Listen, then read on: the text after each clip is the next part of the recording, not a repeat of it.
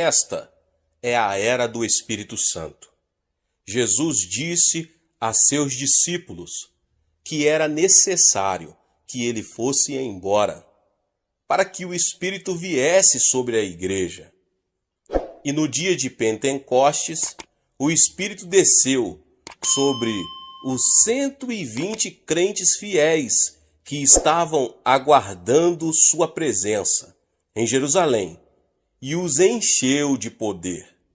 Isso foi o cumprimento da profecia de João Batista. Por ocasião do batismo de Jesus, o Espírito Santo foi simbolizado por uma pomba. O motivo de a pomba ser empregada como símbolo do Espírito está relacionado com a natureza e a personalidade dele. A pomba é uma criatura muito branda, e o Espírito Santo também o é. Só começamos a entender a natureza do Espírito Santo depois que começamos a ter comunhão com ele. No Antigo Testamento, não vemos o Espírito Santo como uma personalidade distinta. No Novo Testamento, ele apresenta Cristo de tal maneira que é possível não notarmos como é rica a natureza da terceira pessoa da Trindade. E como podemos chegar a conhecer o Espírito Santo?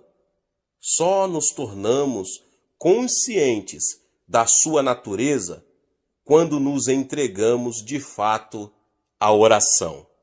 De todos os evangelhos, o que contém mais referência ao Espírito Santo é o de João. No capítulo 14, ele é identificado como o Espírito da Verdade e como o Consolador. É o Espírito da Verdade porque nos revela a profundidade e o significado da palavra. É o Consolador porque dá ao nosso coração uma paz que o mundo não pode conceder. Para o mundo só existe paz quando cessam as hostilidades. Mas o Espírito Santo nos dá paz em qualquer circunstância. Assim, quando aprendemos a andar no Espírito, aprendemos a viver em paz e em verdade. Então, se alguém não experimenta a verdade em sua vida, ou se não caminha na paz de Deus, provavelmente não está andando no Espírito. O Espírito Santo pode abençoar-nos quando lemos a Bíblia. E ele pode dirigir-nos quando damos testemunho de Cristo. Pode ungir-nos quando pregamos a palavra de Deus ou ensinamos suas verdades. Quem deseja ter uma comunhão íntima com o Espírito Santo precisa orar muito. Eu aprendi isso nos primeiros anos de meu ministério. Eu estava me esforçando muito para ganhar almas para Cristo, mas com poucos resultados. Certo dia, quando orava, o Senhor me falou o seguinte: quantas cordonizes o povo de Israel teria de apanhar se tivesse ido caçá-las no deserto? Bem poucas, Senhor, respondi. Como eles apanharam as cordonizes? Continuou o Senhor. Deus mandara a ventania que trouxera as cordonizes. Ele estava me mostrando a diferença entre ganhar almas sem a estratégia do Espírito Santo e ganhá-la num trabalho de cooperação com ele. Em seguida, Deus me disse uma coisa que transformou totalmente a minha vida. Você tem que aprender a conhecer o Espírito Santo e trabalhar com ele.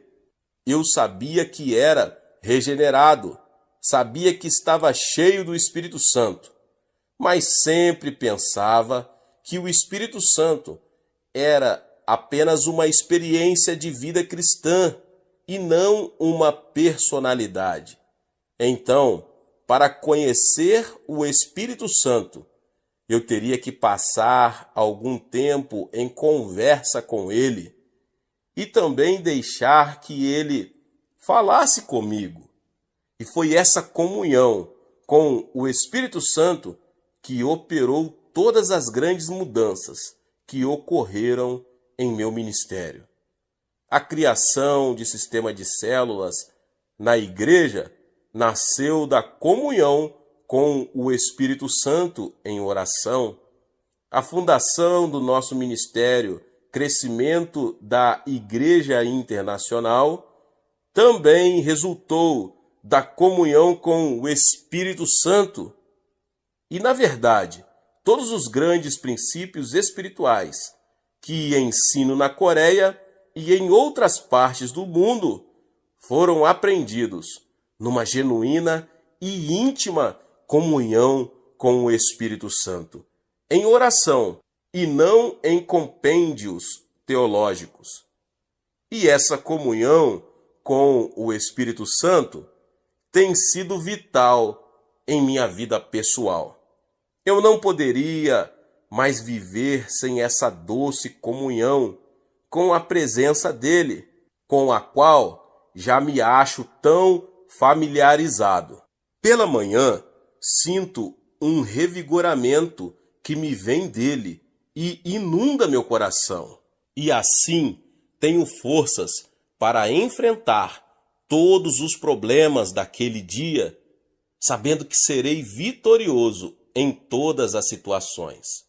Já descobri também que não tenho capacidade própria para resolver os milhares de problemas que me são trazidos diariamente. Mas sei que posso dizer para o Espírito Santo: Doce Espírito, quero contar-te um problema. Sei que conheces a mente de Deus e sabes a solução para ele. E então, com toda confiança, fico aguardando pela resposta. Já percebi também que essa comunhão diária com o Espírito Santo é imperiosa para mim, pois nesses anos todos descobri que ele me renova espiritual, mental e fisicamente. Uma boa parte do tempo que passo em oração todas as manhãs é dedicada à comunhão com o Espírito Santo. A cada vez que Deus me revela algo de novo em sua palavra, sei que essa revelação me vem do Espírito da verdade que habita em mim. Do mesmo modo que ele fez com que Maria concebesse, ele pode impregnar em nós a palavra viva. Porque a letra mata, mas o Espírito vivifica. É por isso que milhares e milhares de pessoas fazem fila na porta de nossa igreja, aos domingos, na hora de cada um de nossos 7 cultos. É por isso que nosso culto televisionado na Coreia é um dos programas de maior índice de audiência em nosso país. As pessoas não querem simplesmente que se lhes ensine a palavra, mas anseiam pela verdade, que é ungida pelo Espírito Santo. Paulo vivenciou esse tipo de ensino. Ele testificou o seguinte à igreja de Corinto: Ora, nós não temos recebido o Espírito do mundo, e sim o Espírito que vem de Deus, para que conheçamos o que por Deus nos foi dado gratuitamente. Disto também falamos, não em palavras ensinadas pela sabedoria humana, mas ensinadas pelo Espírito, conferindo coisas espirituais com espirituais. 1 Coríntios 2, 12 e 13. E o Espírito Santo não apenas nos unge ao ministrarmos a palavra de Deus com poder e autoridade, mas também nos protege dos ataques de Satanás. O fato de eu ser pastor da maior igreja do mundo não me livra do ataque de outras pessoas. As agressões que vêm do mundo não me incomodam, mas as que partem de alguns indivíduos que pertencem ao povo de Deus são as que podem nos ferir mais. Então, a comunhão diária com o Espírito Santo pode proteger-nos, se não dos ataques, das consequências deles. Vemos este princípio demonstrado claramente na vida de Estevão, o primeiro mártir da igreja. Estevão proclamava a palavra de Deus com grande poder, como vemos no capítulo 7 de Atos. Todavia, a única reação do povo foi um desejo intenso de matá-lo, devido à convicção de pecados que suas palavras lhe causaram. Ouvindo eles isso, enfureciam-se no coração e rilhavam os dentes contra ele. Mas Estevão, cheio do Espírito Santo, fitou os olhos no céu e viu a glória de Deus e Jesus, que estava em sua direita, e disse: Eis que vejo os céus abertos e o Filho do Homem em pé à destra de Deus. Paulo encerra sua carta à igreja de Corinto com as seguintes palavras: A graça do Senhor Jesus Cristo e o amor de Deus e a comunhão do Espírito Santo sejam com todos vós. E ele se refere à comunhão do Espírito Santo novamente em Filipenses 2:1. Se você está percebendo que suas orações são vazias e não revigoram sua vida espiritual, é possível que não esteja obedecendo à admoestação de Paulo e não esteja tendo comunhão com o Espírito Santo. O Espírito lhe dará a alegria, a paz e a sensação de estar agindo certo, que tanto deseja. Lembre-se de que o reino de Deus não é comida e nem bebida, mas justiça, paz e alegria no Espírito Santo. Paulo escreveu o seguinte, em sua primeira carta à igreja de Corinto, a respeito dos dons espirituais: Não quero, irmãos, que sejam ignorantes. 1 Coríntios 12:1. Pois este verso poderia tranquilamente ter sido escrito em nossos dias. Uma grande parte da igreja é ignorante com respeito aos dons e manifestações do Espírito Santo. E muitos daqueles que têm conhecimento sobre esses dons e manifestações espirituais não sabem exercitá-los, nem o momento certo de o fazerem. O Espírito Santo entra em uma pessoa por ocasião de seu novo nascimento. E a Bíblia nos aconselha a buscar, a partir daí, um relacionamento cada vez mais íntimo com Ele. Chamo a isso receber a plenitude do Espírito Santo. Chegamos a essa plenitude por meio da oração, e é pela oração também que aprendemos a exercitar nossos dons espirituais. Paulo menciona os dons de ministério em diversas referências bíblicas. Esses dons são distribuídos segundo a vontade de Deus, mas Deus dispôs os membros, colocando cada um deles no corpo, como lhe aprouve, 1 Coríntios 12:18.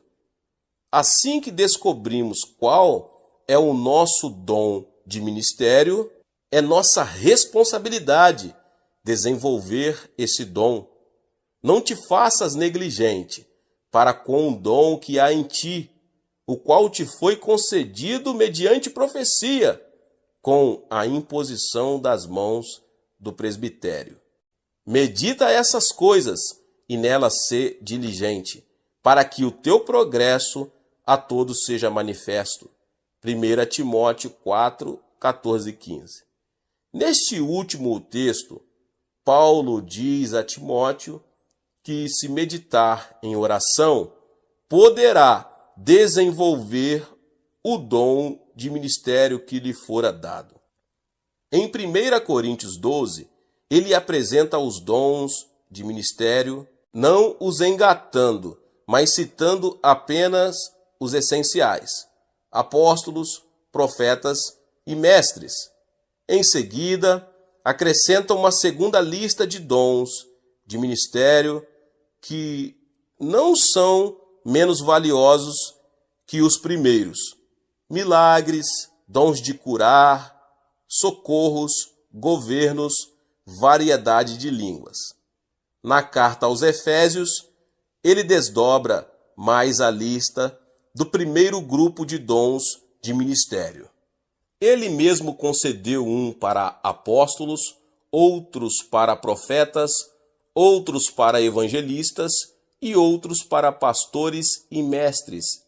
Efésios 4:11. No versículo seguinte, ele mostra qual é a finalidade desse primeiro grupo de dons, com vistas ao aperfeiçoamento dos santos para o desempenho do seu serviço, para a edificação do corpo de Cristo. Qual é, então, o objetivo da liderança cristã? É instruir os crentes novos convertidos em seu trabalho, para que o corpo de Cristo seja edificado e fortalecido. E como um líder cresce e faz desenvolver seu ministério, meditando e orando sobre ele.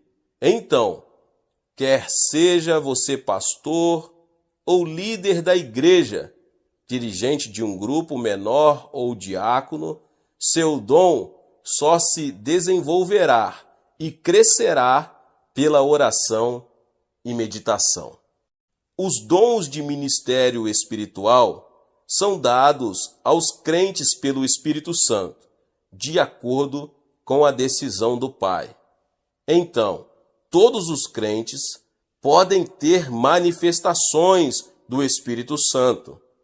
A finalidade dessas manifestações é a edificação de todos que se acham reunidos ali. Paulo diz o seguinte: a manifestação do Espírito é concedida a cada um, visando um fim proveitoso. Porque a um é dada, mediante o Espírito, a palavra da sabedoria, e a outro, segundo o mesmo Espírito, a palavra do conhecimento, e a outro, no mesmo Espírito, a fé, e a outro, no mesmo Espírito, dons de curar, a outro, operações de milagres, a outro, profecia, a outro, discernimento de espíritos, a um, variedade de línguas, e a outro, capacidade para interpretá-las. Mas um só, e o mesmo Espírito realiza todas as coisas, distribuindo-as como lhe apraz, a cada um individualmente. O capítulo 14 da carta de 1 Coríntios é todo dedicado à explicação sobre a prática correta das manifestações do Espírito Santo, principalmente em relação a um culto público. O objetivo principal da manifestação é a edificação de todo o grupo, e não o seu uso para exibição de espiritualidade e a posse dos dons espirituais por parte de um indivíduo. No capítulo 13, que é mais conhecido como o capítulo do amor, o apóstolo não diz que amar é melhor do que ter dons espirituais, mas mostra qual é a motivação correta para a prática dos dons. Entretanto, procurai com zelo os melhores dons. E eu passo a mostrar-vos ainda um caminho sobremodo excelente. 1 Coríntios 12, 31. Observamos que Paulo não está dizendo aí, vou mostrar-lhes uma coisa mais excelente. Não. No capítulo 13, ele está preocupado com o caminho sobremodo excelente. Como Deus é um Deus de ordem, tudo o que se faz numa igreja deve ser feito também em ordem, porque Deus não é Deus de confusão, e sim de paz. Ao ensinarmos aos crentes da Coreia a prática da oração para que a igreja seja edificada sobre uma base bíblica sólida, não ignoramos os dons espirituais apresentados em 1 Coríntios. O meio de se cultivar os dons e manifestações espirituais é dedicar-se à oração. Pela oração, os diversos dons de ministério são operados conjuntamente, em vez de competirem entre si. Pela oração, aprendemos a ter motivação do amor, o qual mantém todos os dons e manifestações espirituais em sua dimensão correta. A oração é a chave da vitória. A Bíblia não consiste apenas em letras impressas em tinta preta sobre um papel branco. É mais que isso. As palavras impressas nela não são meras palavras, são a palavra de Deus. Deus é espírito e importa que os seus adoradores o adorem em espírito e em verdade. João 4:24. Jesus disse o seguinte: o espírito é o que vivifica, a carne para nada aproveita. As palavras que eu vos tenho dito são espírito e são vida. João 6:63. Portanto, o Espírito Santo pode criar em nós uma sensibilidade espiritual, de forma que sejamos capazes de entender a palavra de Deus numa nova dimensão, numa dimensão muito maior. Paulo salienta também este ponto. Mas falamos a sabedoria de Deus em mistério, outrora oculta, a qual Deus pré-ordenou desde a eternidade, para a nossa glória. Sabedoria essa que nenhum dos poderosos deste século a conheceu, porque se a tivessem conhecido, jamais teriam crucificado o Senhor da glória. Mas como está escrito, nem olhos viram, nem ouvidos ouviram, nem jamais penetrou ao coração humano o que Deus tem preparado para aqueles que o amam. Mas Deus no-lo revelou pelo Espírito, porque o Espírito a todas as coisas perscruta, até mesmo as profundezas de Deus. Paulo enfatiza também a importância de se procurar entender a palavra de Deus debaixo da unção do Espírito Santo que recebemos pela oração. Diz ele: ora, o homem natural não aceita as coisas do Espírito de Deus, porque lhes são loucura, e não pode entendê-las, porque elas se discernem espiritualmente. A razão por que o mundo não compreende a palavra de Deus, apesar de toda a sua sabedoria natural, é que a palavra de Deus se situa numa dimensão superior ao conhecimento e sabedoria naturais. Ela contém uma dimensão espiritual que não pode ser entendida sem a orientação do Espírito Santo de Deus. Meus irmãos e irmãs, sempre que pego a Bíblia, o mais precioso bem material que tenho, oro ao Espírito Santo. Ó Espírito Santo, abre meus olhos para que possa ver a verdade de Deus em tua santa palavra. E como é maravilhoso estudar a palavra de Deus depois de orar. A fé vem pelo ouvir, e o ouvir pela palavra de Deus, escreveu Paulo aos Romanos. Deus aumenta a nossa fé na medida em que cultivamos o ouvir, ou a sensibilidade espiritual. Adquirimos sensibilidade espiritual estudando a palavra de Deus em espírito de oração. Nossa dependência de Deus aumenta nossa sensibilidade espiritual. Já aprendi que quando confio inteiramente no Senhor, Ele me orienta e me dá compreensão espiritual. Muitas vezes, para isso, precisamos de uma grande ousadia espiritual. E, no entanto, depois de orar, quando dou um passo à frente, pela fé, adquiro mais sensibilidade espiritual. E tendo os sentidos espirituais aguçados, eu posso entender melhor o alimento sólido da palavra de Deus. Mas o alimento sólido é para os adultos, para aqueles que pela prática têm as suas faculdades exercitadas para discernir não somente o bem, mas também o mal. Hebreus 5,14. O escritor da carta aos Hebreus está simplesmente expondo quais são as qualificações necessárias a um crente, para que ele possa comer o alimento sólido das Escrituras. Aqueles que já adquiriram sensibilidade espiritual, usando o discernimento que já possuem, podem ingerir o alimento sólido.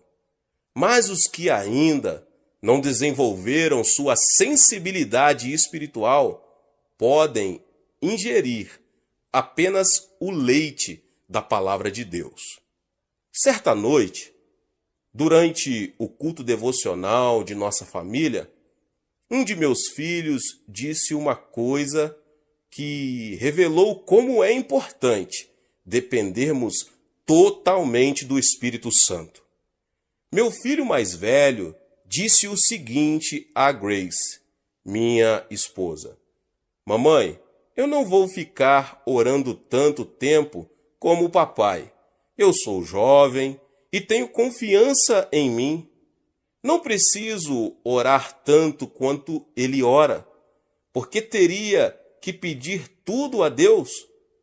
Muita coisa posso fazer eu mesmo, sozinho. Enquanto ouvia aquelas palavras, senti meu coração tomado por uma grande compaixão para com meu filho adolescente. Então respondi com muita sinceridade: disse, você e seus irmãos olhem para o papai e escutem com muita atenção. Todo mundo aqui na Coreia conhece seu pai, não é verdade? É, responderam eles. O pai de vocês hoje é o pastor da maior igreja do mundo, não é? É sim, disseram eles. Então olhem para mim. Há algum tempo estava sofrendo de tuberculose e quase à morte. Não havia nenhum médico que conseguisse curar-me. Além disso, o pai de vocês era muito pobre e não tinha meios de ir para um hospital para se tratar. Parei de estudar após o primeiro ano do colegial. Não possuo uma elevada posição social, não tenho antepassados famosos e, como pessoa, não tenho nada de que me gabar. Não tenho nada de natural para que vocês possam se gabar de seu pai. Ele não tem dinheiro, nem posição, nem instrução superior. E, no entanto, eu tenho sempre confiado inteiramente no Senhor. E vejam o que ele fez por mim. Sabem o segredo do meu sucesso?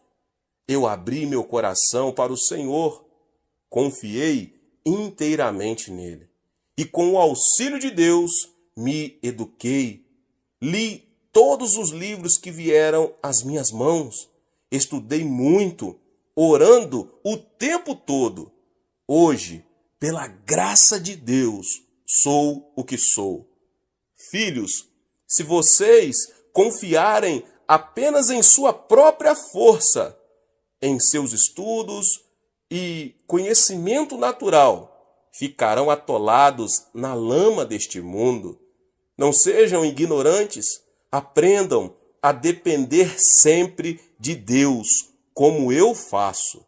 Depois de dizer isso a meus filhos, tive certeza de que não apenas tinham ouvido, mas também tinham compreendido as implicações do que eu estava dizendo. Depois que entenderam como é importante termos uma total e completa dependência de Deus, a atitude deles mudou muito, tanto quanto a expressão de seu semblante.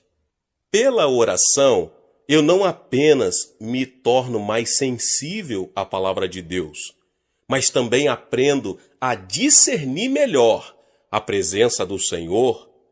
Há momentos quando estou em oração e comunhão com Deus, em que a presença dele é tão real que tenho a sensação de que ele está ali, pertinho, e posso até tocar nele. E após passar algum tempo em companhia com o meu amado Senhor, sinto-me tão revigorado. Se uma pessoa não goza desse tipo de comunhão com Deus em oração, a vida cristã pode tornar-se muito cansativa e rotineira, principalmente se ela está no ministério pastoral. Se você ainda não experimenta regularmente esta comunhão, está na hora de começar agora. Pegue agora a sua Bíblia, a palavra de Deus, e comece pedindo ao Espírito Santo que faça que a presença de Cristo torne-se bem real para você. Peça-lhe que lhe dê uma nova compreensão de sua palavra. Peça-lhe que o coloque numa nova dimensão de comunhão com o Espírito Santo, para que você possa ter uma sensibilidade espiritual para a glória e honra do Senhor. Deus te abençoe mais uma vez, você que ouviu essa palavra. Se você não é inscrito no canal, se inscreva no canal. Todos os dias são postados vídeos abençoados aqui no canal. Ative também o sininho das notificações. Deixe também o seu like. E não esqueça de compartilhar este vídeo, esta palavra, com mais pessoas. Nos vemos nos próximos vídeos. Amém! Seja membro do canal Vinícius Siqueira e obtenha benefícios que só os membros têm. Então, você que já é inscrito no canal e ativou o sininho das notificações, logo você vê o botão Seja Membro, clique nele e obtenha os benefícios. E o primeiro benefício é que você tem uma mensagem destacada. Quando você faz um comentário aqui no canal, você tem um destaque na sua mensagem. E isso é muito importante porque você mostra para os outros que você apoia este canal.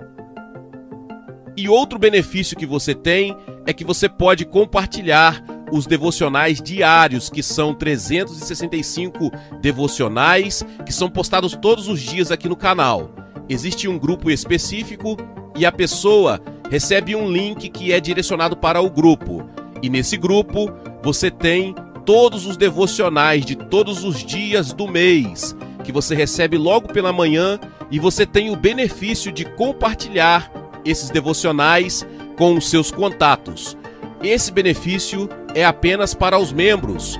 No YouTube não tem como compartilhar os devocionais, apenas ler na comunidade do YouTube, mas quem é membro tem o benefício de compartilhar com todos os seus contatos e as suas redes sociais. Seja membro!